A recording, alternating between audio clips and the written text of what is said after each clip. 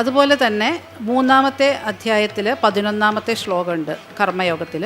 ദേവാൻ ഭാവയതാനേന തേ ദേവാ ഭാവയന്തുവഃ പരസ്പരം ഭാവയന്തഃ ശ്രേയഃ പരമവാപ്സ്യത.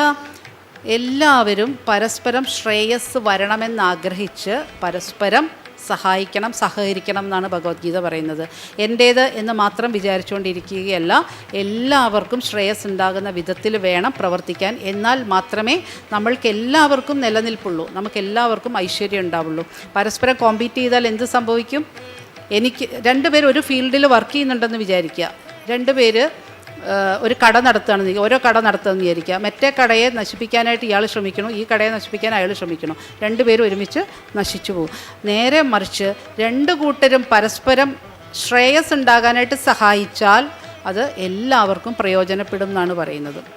ഓക്കെ, ഇവിടെ ഭാഗവതത്തിൽ 4-ാമത്തെ സ്കന്ധത്തിൽ 21-ാമത്തെ അധ്യായത്തിൽ പൃഥു മഹാരാജാവിനെ കുറിച്ച് പറയുന്നുണ്ട്.